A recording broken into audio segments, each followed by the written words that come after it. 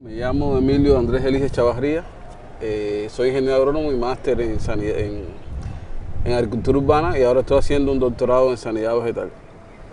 Comienzo a trabajar en el Departamento de Sanidad Vegetal de Santiago en el 1997 y luego paso para acá, para La Habana, a trabajar en el Centro Nacional de Sanidad Vegetal. De ahí continúo en la empresa hortícola metropolitana y ya en el 2005 paso a trabajar en la UPC Ibero La Mar, donde estoy 5 años ahí en esa cooperativa. Y luego paso a trabajar a la cooperativa Gabriel Valiente en Alamar también. Y ya ahora, hace 3 meses, estoy trabajando en la UCTAF. Bueno, mi camino en la agroecología se inicia fundamentalmente cuando empiezo a trabajar en el vivero La Mar, que ya me empiezan a dar nociones de qué es lo que es la agroecología, porque anteriormente no tenía nociones de eso, porque eso en la carrera no se da. Y ya con el trabajo que hacía en Alamar de biodiversidad, manejo de agroecológico de plagas y de nutrientes, entonces comienzo con la agroecología. Bueno, ahí en la UPC de Alamar comencé como especialista de sanidad vegetal, solamente como especialista de sanidad vegetal. Pero la sanidad vegetal tiene una cosa que es muy integradora, es una de las especialidades en la agricultura más difíciles. Anteriormente se veía la sanidad vegetal como hay plagas, bueno, tenemos que controlar los insectos, tenemos que controlar los hongos, las bacterias, ácaros, etc. Pero ahora ya la sanidad vegetal se ve un poco más integradora, o sea, que ya no depende solamente del producto que vas a aplicar. Y en este tipo de agricultura no se deben atacar las consecuencias, sino ver cuáles son las causas que provocan estos fenómenos. Y ya se ve desde el manejo del suelo, desde el manejo de la biodiversidad, desde el entorno que tiene alrededor del predio, tanto del cultivo como de la finca. O sea, que es una cosa ya más integradora y no solamente atacar el problema como tal.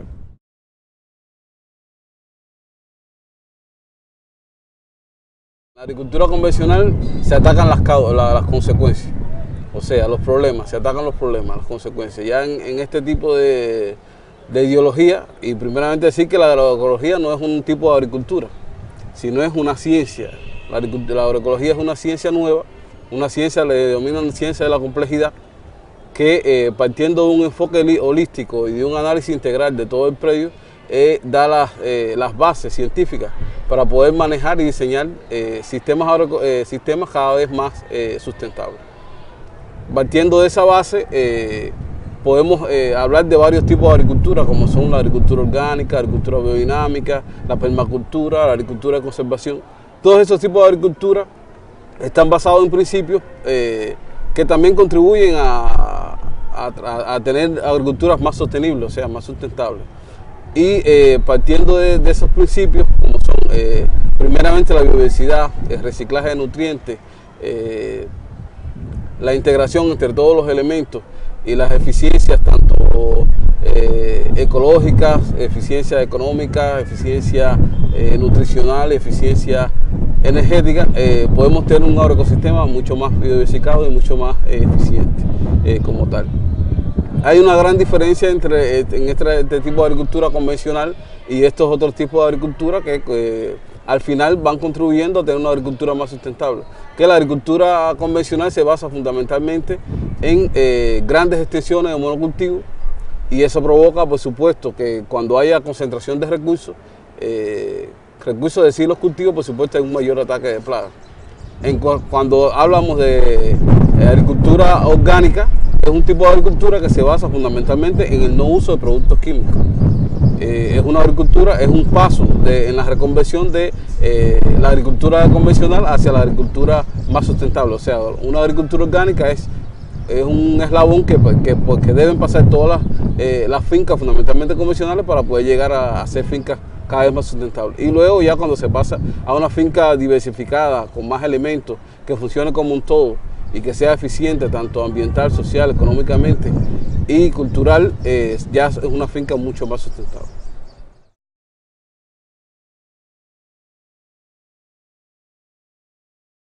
Control de plagas es ver las consecuencias y entonces atacar las consecuencias.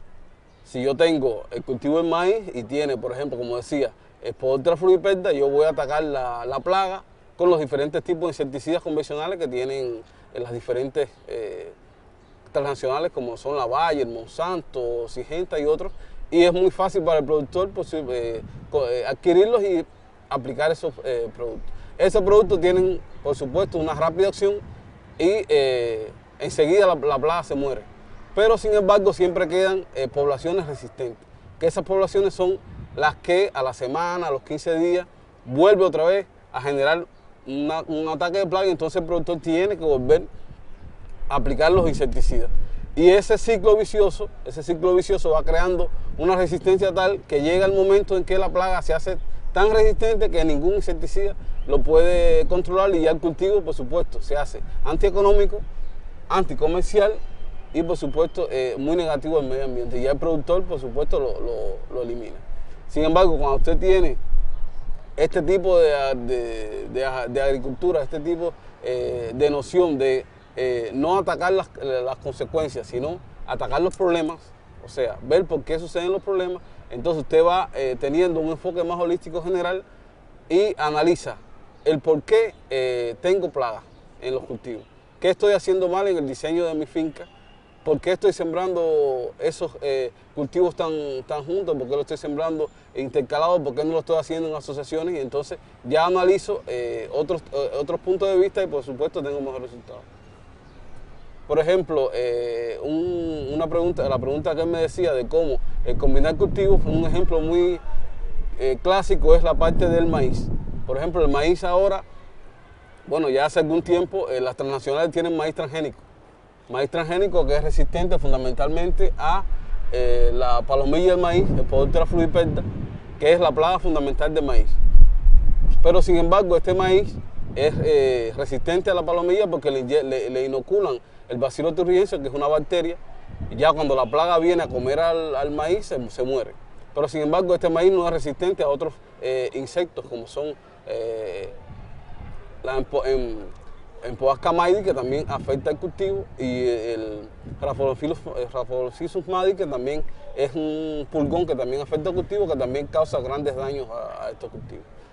Sin embargo, cuando usted siembra cultivos que son originarios de los lugares como tal y lo asocia con, por ejemplo, frijol, soya u otra leguminosa, es una actividad muy importante porque, además de que las plantas actúan con su olor y su color disuadiendo las plagas, o sea, las plagas no llegan allá al cultivo, también, por ejemplo, el maíz es muy ineficiente en la absorción de nitrógeno, o sea, él necesita mucho nitrógeno, y cuando usted lo asocia ya estas leguminosas le aportan nitrógeno. Y, sin embargo, estas leguminosas tienen problemas para absorber el fósforo del suelo, y, sin embargo, el maíz se lo hace asimilable para ellos. O sea que estas asociaciones también influyen no solamente en las plagas, sino también en la nutrición y, al final, en la calidad del cultivo.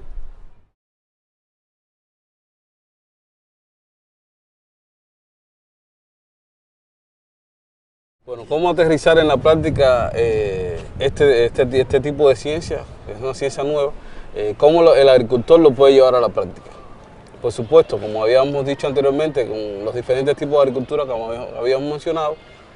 Y ahora la FAO, desde el 2011, tiene una estrategia hasta el 2016, que es una metodología de intensificación de la agricultura, que se basa en 4 elementos fundamentales, que son 4 elementos que aterrizan en el agricultor, porque normalmente la agroecología se plantea que no aterriza en el agricultor, pero realmente la agroecología es una ciencia, como decía ahorita, y los otros tipos de agricultura son los que van contribuyendo a este tipo de ciencia. Lo primero de esta metodología de identificación de la producción agrícola, es que se plantea incrementar la productividad agropecuaria. ¿Cómo? Primero con el manejo integrado de nutrientes, y el otro es la agricultura de conservación. El segundo elemento fundamental de esta metodología es, se plantea la protección de cultivos, que se plantea como uno de los elementos más difíciles en el manejo de este tipo de agricultura, porque al final el productor no tiene todos los conocimientos necesarios para poder hacer un manejo eficiente de los insectos, o sea, de los organismos que están atacando su cultivo, y por tanto siempre tiene fallas ahí. El otro elemento importante es la biodiversidad, o sea, incremento de la diversidad no solamente sobre el suelo, como decir, incremento de las plantas, animales, sino también debajo del suelo. O sea, incrementar la microflora, macrofauna del suelo para poder también tener mejores resultados. Pero además también diversificar el sistema, como por ejemplo con las microindustrias, con otras alternativas que podrían también producir ganancias para el productor, como serían también elementos de ecoturismo, elementos de otras alternativas que podría también él tener, como otras microindustrias que no solamente serían de procesamiento de productos vegetales, también serían productos lácteos, y etc. Y el último elemento de esta metodología de intensificación de la producción es la parte del aumento del nivel de vida, tanto del productor como de los servicios que el productor brinda a los consumidores. Porque a veces nosotros, los agrónomos, vemos que para solucionar algunos problemas debemos dar recursos, pero esos recursos van fundamentalmente enfocados a las plantas, a los animales, y sin embargo no vemos que las personas también tienen sus necesidades críticas y tenemos que analizarlas. Y cuando usted no desarrolla un trabajo integral para que poder cubrir las necesidades sentidas de los propios productores, entonces no hay un buen desarrollo. Entonces esta metodología también, este cuarto elemento, plantea esa parte. Bueno, lo primero que hay que tener presente es que para poder llevar a cabo esa transición o esa conversión agroecológica es que el productor debe ser el más interesado en esa transición. O sea, no hacemos nada con que tengamos 15 ingenieros y que le estén dando capacitación al productor con extensionismo agrario, pero el productor no esté convencido de que su finca pueda convertirse al final en una finca con agricultura cada vez más sustentable.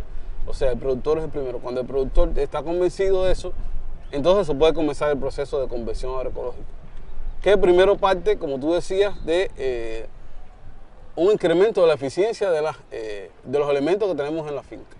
O sea, si usted tiene una finca convencional de soya, de 40 caballerías, como decía ahorita, no vas a empezar de la noche a la mañana ya empezando a quitarle todo lo que tenía el productor en su mente de hacer, ¿no? Sino que crear mayor eficiencia. Si el productor araba 15 veces la tierra, bueno, tratarla de arar 10. Si el productor gastaba 500 litros de petróleo, bueno, que empiece ya a gastar 400 y va bajando 300, 200. Si el productor gastaba 300 libras de semilla, bueno, que trate de que sea más eficiente la siembra y que gaste un poco menos. O sea, que ya, si el productor gastaba 300 toneladas de productos químicos en insecticidas, bueno, que gaste un poco menos. Si gastaba 2.000 toneladas de fertilizantes químicos, entonces, bueno, que vaya siendo más eficiente y puede ir gastando un poco menos. Esa es la primera etapa, o sea, la eficiencia del sistema en esos mismos recursos que tiene, pero tratar de usar más eficientemente y racionalizarlo. Ya en la segunda etapa, que ya usted tiene esa eficiencia de esos recursos que usted tiene, es que entonces usted cambia, trasciende desde lo químico a lo orgánico. Entonces es una etapa de sustitución de insumos, que va sustituyendo esos productos químicos que usted tenía por productos biológicos y va manejando, por supuesto, la finca diferente.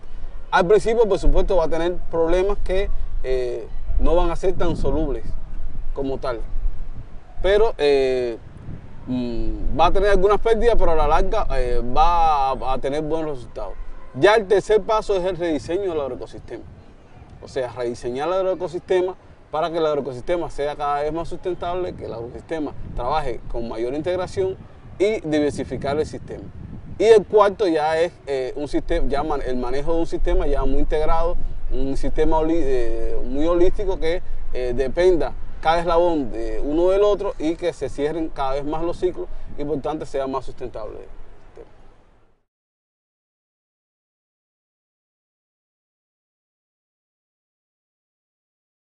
Estos tipos de agricultura más sustentables traen consigo que el productor no vea los resultados, por supuesto, a corto plazo, sino que esos resultados se van viendo a mediano y largo plazo cuando el productor ve que ya en su finca no tiene que hacer tanto trabajo, porque como uno de los principios de permacultura es obtener el máximo desarrollo con el mínimo esfuerzo. Esta ciencia también te da la base para que tú en tu finca la diseñes de forma tal que vayas año tras año trabajando menos y obteniendo el mejor resultado. Entonces, es un sector de la población que por supuesto es el más activo. de la población. Cuando ellos ven que tienen algo que no es lo mismo diariamente, que pueden inventar, que pueden incentivarse, entonces su ego incrementa y por tanto se ven cada vez más asociados y por tanto tienen un sentido de pertenencia mayor con la finca. Estos tipos de agricultura y este tipo de ciencia que da las bases científicas para agricultura más sustentable, por supuesto, propicia que todos los días se pueda inventar algo nuevo, se puede incentivar algo para mejorar la productividad del sistema, para mejorar su capacidad de resiliencia, que es muy importante, y para mejorar al final los incrementos salariales y la mejora de vida de todos los sectores que trabajan en esa finca.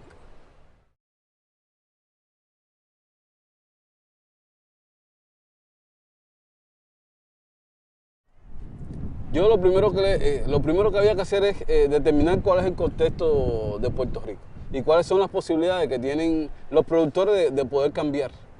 O sea, si yo tengo una agricultura convencional de producción de maíz, ¿qué beneficio me daría cambiar? Porque yo no hago nada con empezarle a decir al productor que ambientalmente es bueno, que socialmente es aceptable, que ambientalmente también es aceptable, pero económicamente, si es ineficiente económicamente, el productor no lo va a aceptar. Entonces, buscar alternativas de cómo los productores empezarían a cambiar ese tipo de agricultura que ellos tienen, pero fundamentalmente empezando por la parte económica.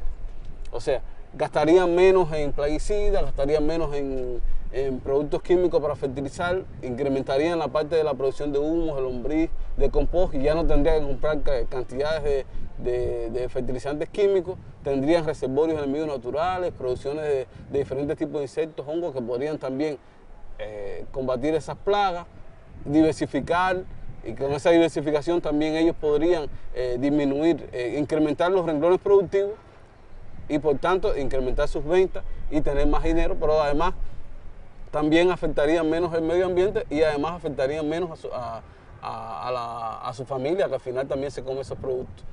Y la parte económica incrementaría con una agricultura, con unos productos que al final él podría tener un mercado que no solamente vendiera más caro, porque al final no se debe tener la mentalidad de que esa producción tenga que ser más cara, sino que sea cada vez más aceptada por la población y que la mayoría de los consumidores vayan a comprarla a él y que los que tengan que bajar el precio sean los de la agricultura convencional. O sea, por esa parte es que se le debería entrar al productor.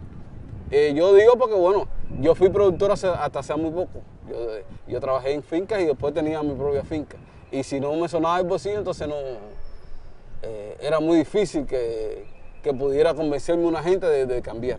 O sea que es muy importante siempre convencer al productor, pero convenciendo haciendo. ¿Cómo lo hacemos aquí en Cuba?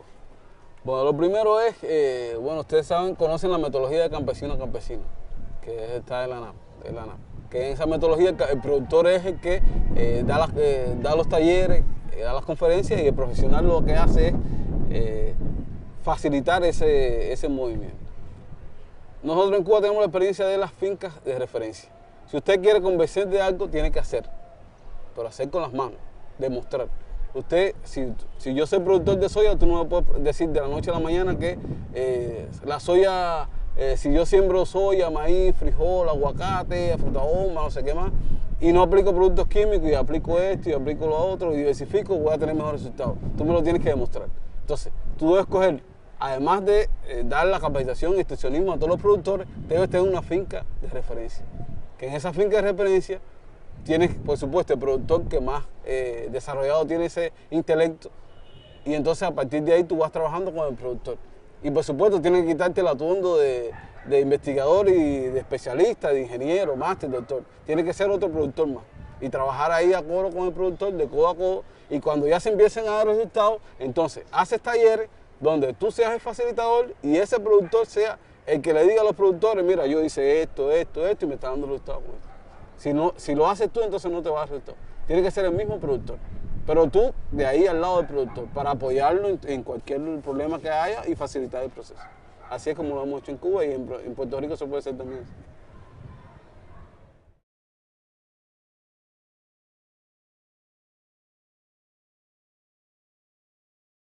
Y los técnicos cada vez tenemos que salir más de las oficinas y meternos y ensuciarnos más los zapatos, enfangarnos los zapatos con el productor y demostrar lo que sí se puede hacer, para que el productor pueda estar convencido.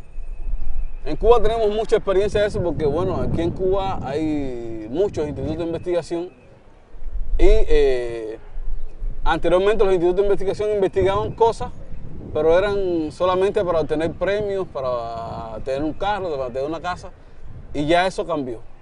O sea, anteriormente el productor no se preocupaba por lo que le hacía falta al productor. Simplemente se preocupaba porque esas investigaciones le dieran algún provecho al productor, al investigador. Ya ahora las investigaciones tienen que ser basadas en las necesidades que tienen los productores. Si el productor no tiene necesidad de que tú investigues una semilla de cebolla, no te pueden poner a investigar la semilla de cebolla. Si el productor tiene necesidad de que tú investigues una plaga determinada en el maíz, por supuesto, esa es la plaga que debes investigar. Y después que tengas esos resultados no se deben engavetar como se hacía antes aquí en Cuba, sino que esos resultados, esos mismos investigadores son los que capacitan a los extensionistas que están en la base, y esos extensionistas que están en la base capacitan y dan extensión agraria a todos los productores.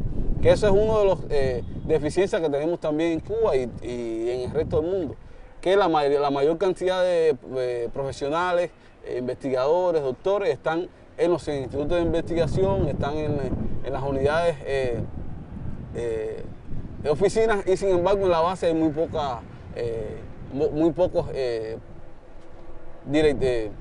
profesionales, y por tanto cuando tú tienes pocos profesionales en la agricultura es muy difícil que todas estas tecnologías que puedas introducir sean aceptadas por todos los productores.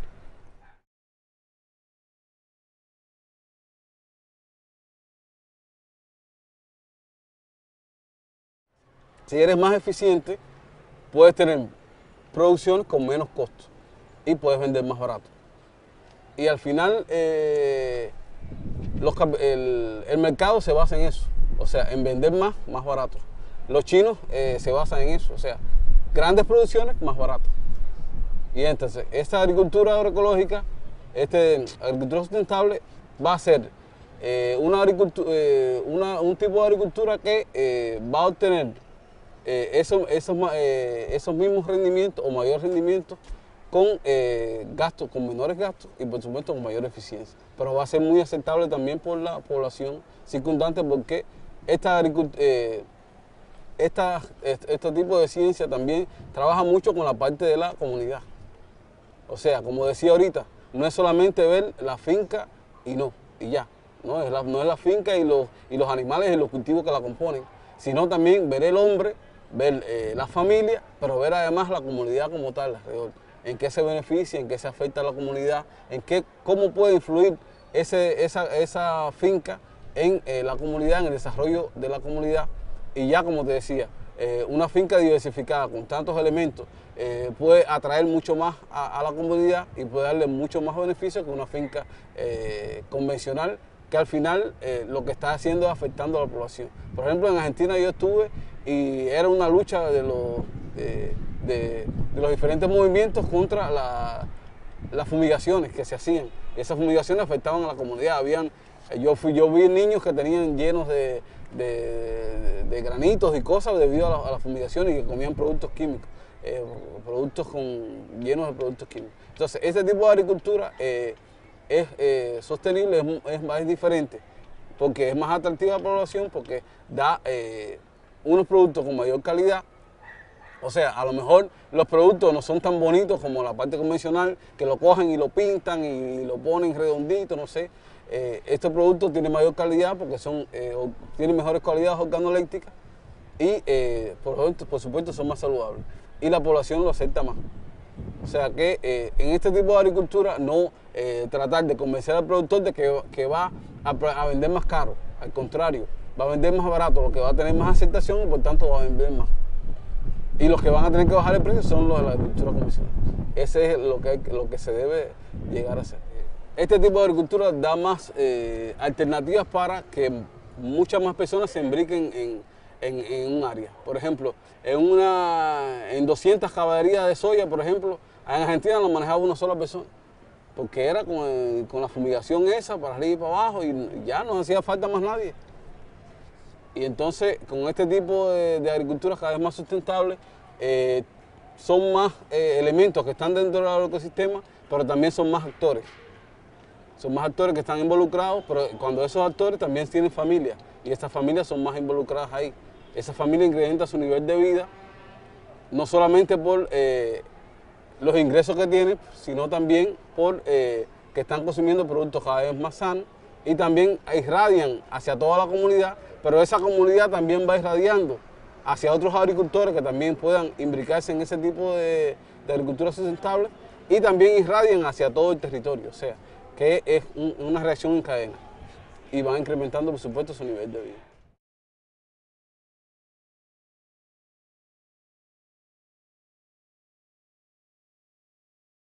Pero para demostrar que se puede, hay que empezar a explotar todas las fincas, toda la tierra que se pueda tener. Nosotros aquí en Cuba, antes del 90, las empresas estatales tenían más del 70% del área.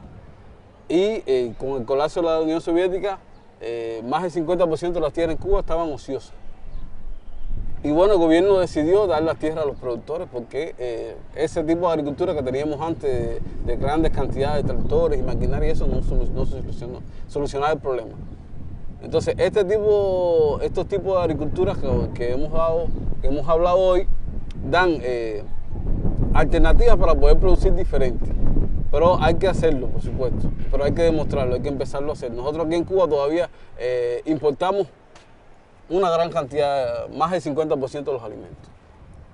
¿Por qué? Porque todavía no tenemos explotadas todas las tierras que se pueden explotar. Y en Puerto Rico, cuando ustedes tengan explotada toda la tierra que se puede explotar bajo estos tipos de conceptos, entonces se decidirá si se puede o no se puede alimentar a la población de Puerto Rico. Porque si tienen las tierras todavía sin explotar, ¿cómo se puede decir que no se puede? Tú para decir que no se puede es que tú has demostrado que ya está explotando toda la tierra, que no hay más, y entonces ya no se puede. Pero primero tienes que demostrar. Hay que empezar a explotar las tierras. No es que va a producir más. Porque tú puedes coger toda la tierra de Puerto Rico y hacer una gran empresa y producir maíz. Por supuesto, vas a producir muchísimo maíz. Pero vas a producir maíz a un insostenible costo económico, un insostenible costo social, ambiental, sociocultural, que te va a ir deteriorando toda la tierra y vas a seguir produciendo, no es que no vas a producir, pero va a ser una producción insostenible desde el punto de vista económico, vas a seguir gastando cantidades en paquetes tecnológicos. Ambientalmente, por supuesto, no va a ser aceptable porque vas a tener que gastar grandes cantidades de productos químicos y la población, por supuesto, no va a estar eficiente. Socialmente tampoco va a ser aceptable porque la mano de obra para ti va a ser ínfima. Y por tanto no vas a necesitar mano de obra, vas a necesitar 2 o 3 trabajadores en esa cantidad de hectáreas de caballería. Por tanto, la población tampoco lo va a aceptar. Va a haber mucho desempleo. Y energéticamente tampoco va a ser eficiente, porque va a ser una gran cantidad de maquinaria que vas a tener que utilizar que cuando saques la cuenta al lápiz no te da. Sin embargo, este tipo de agricultura sustentable es diferente. O sea, son más aceptables desde el punto de vista económico, social, cultural, ambiental. Y son diferentes. O sea que el tema no es que va a producir más o que va a producir menos, sino los impactos que va a tener esa producción. ¿Qué pasa? Que en esa hectárea de maíz solo, tú vas a sacar el rendimiento. O sea, el rendimiento del maíz es el enfoque tuyo. Sin embargo, en esa otra diversificada, tú vas a sacar la productividad de la finca. O sea, total, la producción total de la finca de todos los renglones de esa producción. Y por supuesto al principio no te va a dar, por supuesto, mayor, pero poco a poco se va igualando y puede ser que la sobrepase. Pero además los inputs que vas a tener en esa finca van a ser menores y te va a costar mucho más barato y vas a tener más ganancias. Pero es un proceso de conversión que no es de la noche a la mañana, es poco a poco.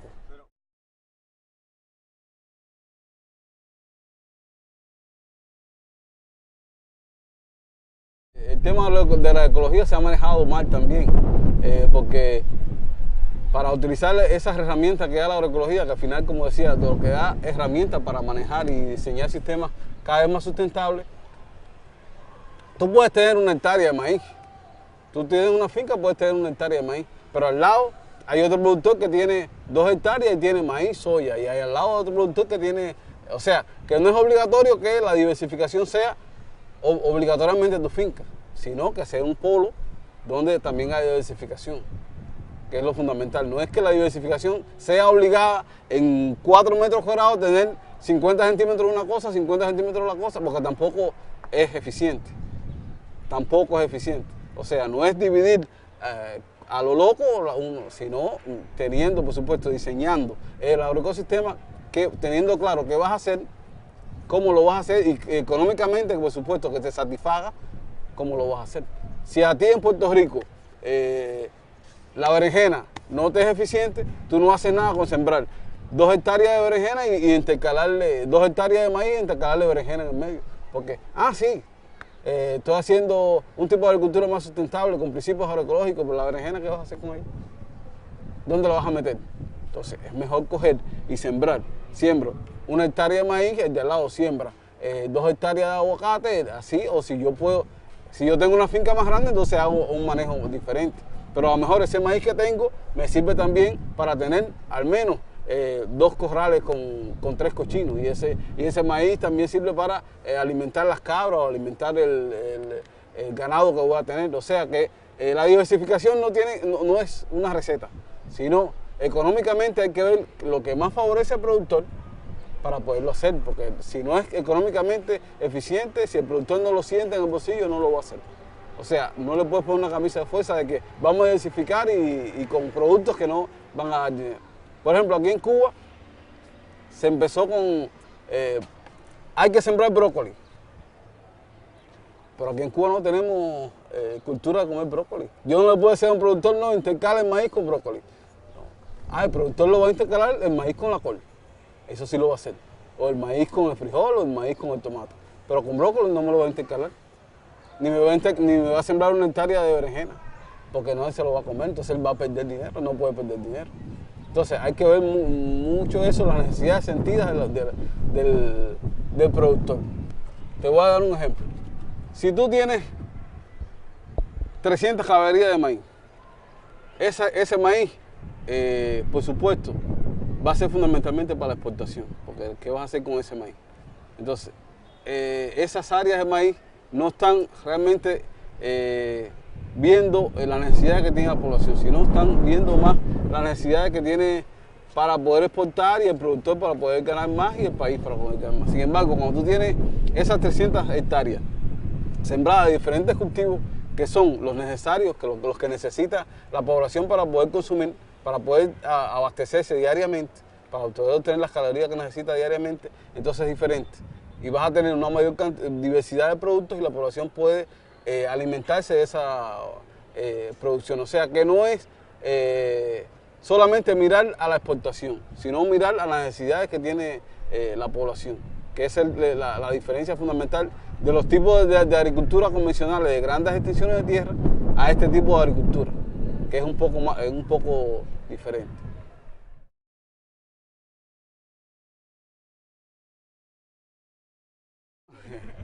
Decirles que bueno, estamos prestos a ayudarlos aquí en Cuba. Como decía, Cuba y Puerto Rico son de un pájaro a 2 alas y estamos unidos. Nosotros tuvimos la suerte y la desgracia de que se haya caído el campo socialista, que nos fuimos sin nada. Ustedes no tienen esa necesidad obligatoria, o sea, ustedes no tienen necesidad obligatoria de cambiar por la parte económica, nosotros sí lo tuvimos. Pero los invito a que puedan cambiar y ojalá podamos estar con ustedes e intercambiar allá en todo lo que se pueda.